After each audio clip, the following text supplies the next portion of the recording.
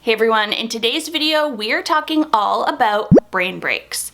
Now, I am sure you have heard of the term brain break before, but in this video, I want to share just a little bit of the research behind why brain breaks are so important for your K-2 learners.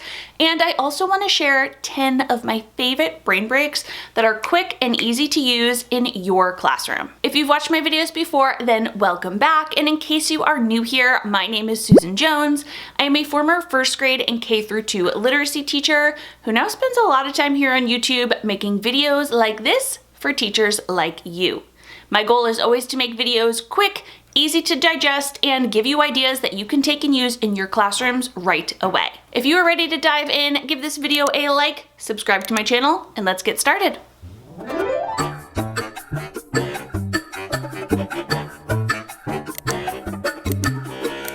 Now, sometimes brain breaks can seem counterintuitive if your students are, listening to a lesson and then you're like, all right, everybody stand up, we're gonna play a game of Simon Says, right? Kind of seems like, why are you taking them away from the learning? But during a brain break, your kids, they haven't just stopped learning, they're actually processing their learning, and you're giving them a little downtime to be able to do that. But research has shown time and time again that well-placed brain breaks actually increase productivity, creativity, and social skills. Now, actually, my current grad class that I'm taking right now, we just spent the last month or so really talking about the science behind learning and how students and people learn in general and best practices around that. And one of the theories we just looked at is called the primary recency effect. And here's a little example of what that means. Essentially, during any learning episode, people remember the first thing that was talked about, and then they remember the most recent or last thing that was talked about while learning. Now you can see here in this image that in terms of the knowledge we actually retain, we have a spike at the beginning. So what is being talked about first? We're really paying attention and we are remembering all of this. And then in the middle is kind of where our learning retention or knowledge retention goes down quite a bit. We often forget the middle of a learning episode. And then we also remember we have a little spike at the end. What was the last thing our teacher or professor, our textbook, what was the last thing we just learned about? So when we are able to go ahead and place brain breaks in our students' learning and inside their day, we are actually creating new learning episodes, and we're shortening those longer ones so students are actually retaining more knowledge. Now, as a K-2 teacher, I'm sure you already know through experience that sometimes your youngest learner's attention span can be on the shorter end. So we really try to keep our guided lessons, our teaching lessons, where it's us doing all the talking, we try to keep it between 5 to 15 minutes at the most at one time, because otherwise our students are really just forgetting all of that in the middle. But obviously we still have a lot to teach them. So after, 5 to 7 minutes of learning, we can give our students a quick little brain break so that way they are ready to start a whole new learning episode again. Now, in terms of what types of brain breaks should you be using, there are all different types, and I'm gonna share 10 of my favorites right now. Now, you're gonna wanna use different types of brain breaks depending on how your students are kind of acting, feeling, the time of the day. You'll wanna base it on a lot of things. And what I like to do is I actually like to have a little ring with tons of brain break cards that are ready to access and look at and reference whenever I need them. So I'm never like trying to think of one off the top of my head. And I like to break them down into categories. I usually have 5 main categories of different types of brain breaks I like. And those are kids yoga moves. I really love these because they are getting my students up and moving, but in a very kind of calm manner. And then we have active movement, things like dancing and really moving around. And I'll use those when my kids, eyes are starting to kind of glaze over and maybe we need to wake up a little bit. I have mindfulness activities. I also like social emotional learning questions. These are ones that get students really thinking and talking. And the last category I like are partner or group fun. So as your year goes on and you start to really look at your students each day, I am sure you've already identified different times of day where they probably need a brain break, and you can plan that into your schedule each and every day. For example, after my students would come back from lunch and recess, we actually did our calendar. It was like a math calendar time at that point in time. And that was a nice way for them to kind of come back and settle. But then also sometimes during that time, they would start to settle so much from their full tummies and their excitement out at recess that their eyes would really I'd start to lose them a little bit. So this is when, after our calendar, I would always do a brain break right after it before we went into our math block. And for my kids at that specific time, we would usually do a pretty active one to get them up, get them moving and grooving, and then we can settle down at our seats or on the rug and we are ready to learn. So let's go into some of my top 10 favorites. Number 1 are kids yoga moves. Now here are some of my little brain break cards, and I loved doing kids yoga with my students. I would say this is probably the number 1 type of brain break I would do because, like I mentioned earlier, they are up, they're moving, they're stretching their minds and bodies, but they're also not getting too rambunctious. And so when we didn't need to get real wild, I liked to do these. Some of my favorites to have students do were tree pose, boat pose, and plank pose. And whenever we were doing kids yoga, I would turn out the lights or dim the lights. We would, take a couple deep breaths first, and we would really try to hold our poses for a good 3 to 5 long breaths before moving on to another one. Brain break number 2 I loved was a good old game of freeze dance. Now I would always throw on some Kids Bop music and students would dance around and freeze when the music stopped. Just a classic game. Number 3 is another classic, and that is Simon Says. Again, when I saw my students start to really doze off, this would get them up, I would get them moving around. Simon Says, lift your hands over your head, touch the ground, jump 3 times, whatever they needed to do. So a super quick note about those really active ones.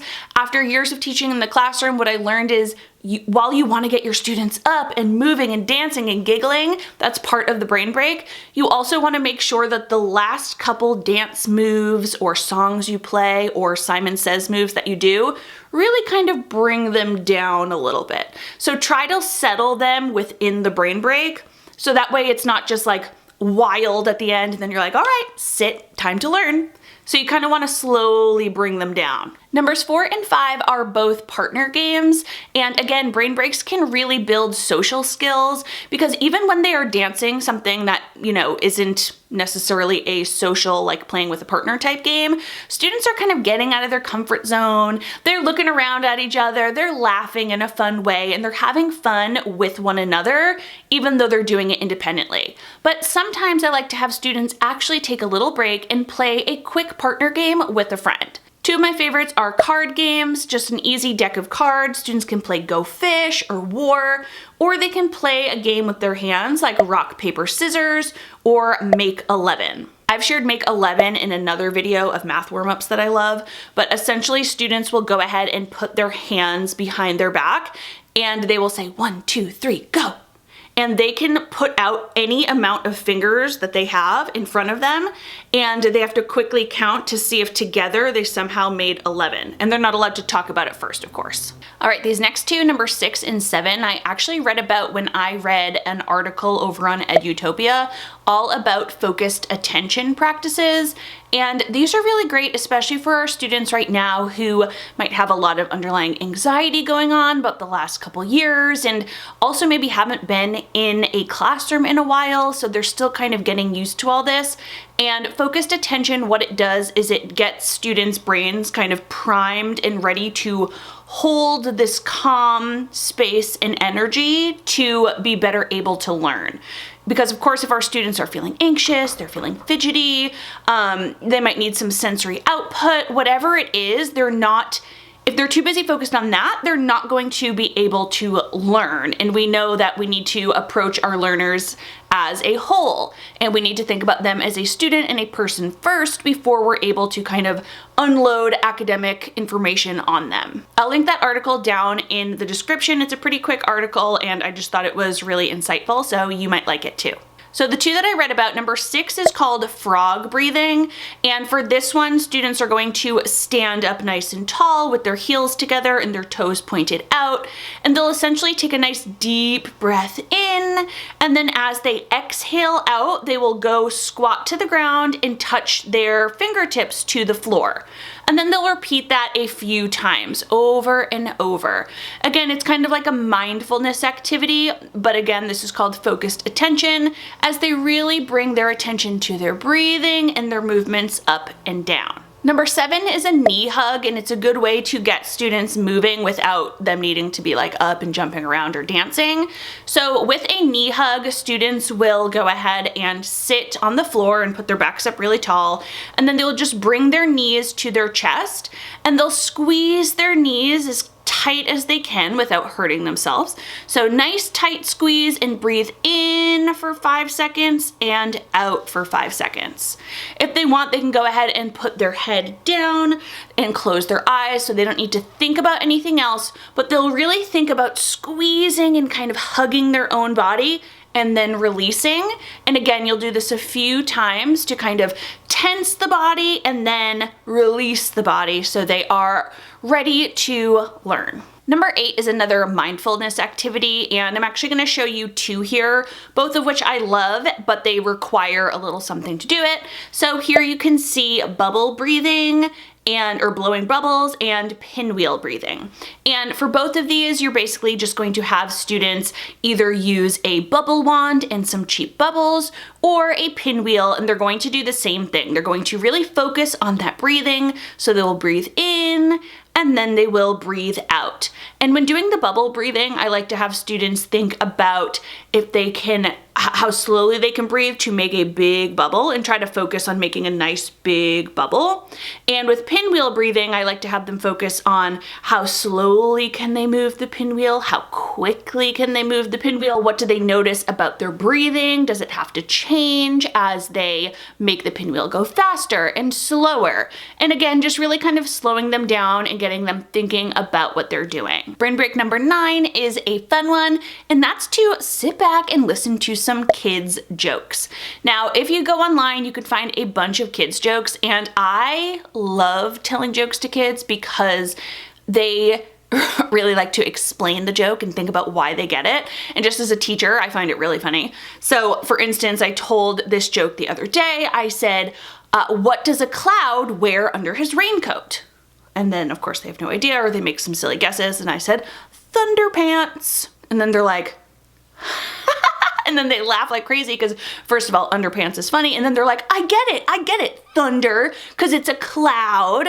And they like to explain it. And like I said, for the teacher, for me, I just think it's really goofy and really funny to watch them. So I love this. I will list a couple kids joke websites down below. Again, you're gonna have to really go through the jokes and see which ones kind of land with your class. A lot of them are gonna go over their heads, but whenever a joke really lands or they think it's funny, I like to put a star next to it and either write it down or save it somehow, maybe bookmark the little website, just for the future, so I know that kids really get those jokes. Having students listen to jokes is really a fun one to kind of get their mind off things.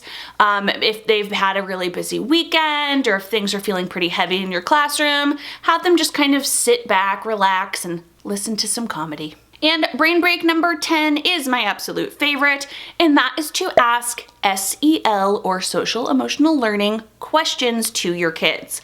Now with these cards, I like to have them look like this. They're called Think and Say. And here I really have students just think of the question I'm asking and kind of respond to it in some way. So you can see some of these questions are, what is your biggest strength?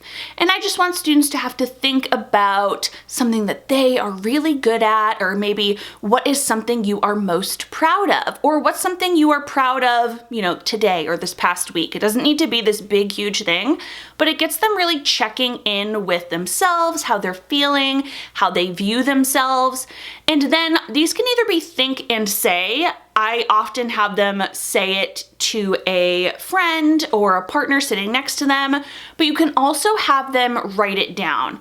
So if you are in some older classrooms and they have a journal, they can really think about these things and just write it down in their journal. That might be a more private way for them to express their feelings if they want to. I also let students know that if they get a question or have an answer, one of the questions I'll sometimes ask is, what do you think is the most difficult thing about being a kid? And sometimes, you know, they're like, oh, well, I can't do everything adults can do. I can't drive a car. I can't, whatever their answers are. But sometimes they're a little deeper than that. And I never want students to have to feel like they have to say something that they feel uncomfortable sharing. So of course you let students know that you are always there to talk if they want to share their answer with you, and also they can write it down in a journal as well. But during a brain break, I would simply ask a few social emotional learning based questions just to have them kind of sit back, reflect, and again, get their mind off the topic that you're learning in any sort of academic subject and think about themselves and check in with their feelings and emotions. I do want to let you know that I actually have all of these brain break cards available in a unit that looks like this. There are 60 of them and they are broken down into those 5 categories I said earlier. The ones with the purple border are for more active movements. The ones with the pink border are all social emotional learning questions. The ones with the yellow background, those are yoga poses for you to do. The ones with the blue border are more for mindfulness and kind of slowing down your thinking. And the ones with the green border are all group or partner games to get your students working together and building those social skills. I mentioned it earlier in this video, but I really like to have those cards kind of on a binder ring so I can just grab them right away and see what my students might be needing during that time. Now, of course, I just shared all 10 of them with you, so feel free to just write them down in a notebook to keep them top of mind. But if you do want those cards, I will have them listed down below in the description, and be sure to check out that other article on focused attention that I talked about earlier. So there you have my 10 favorite brain breaks and just a little more information about why they are important to implement in your classroom. So now I want to know from you guys, do you use brain breaks in your classroom? And if so, write down some of your favorite ones down in the comments. This will be a great way to kind of collect some ideas for different brain breaks and add them to your own lists. As always, I do hope you enjoyed this video. If you did, please give it a thumbs up so I know. Make sure you are subscribed to my channel and click that bell. That bell tells you every single time I upload a new video, which currently is every Thursday and Sunday morning. See you in the next one. Bye.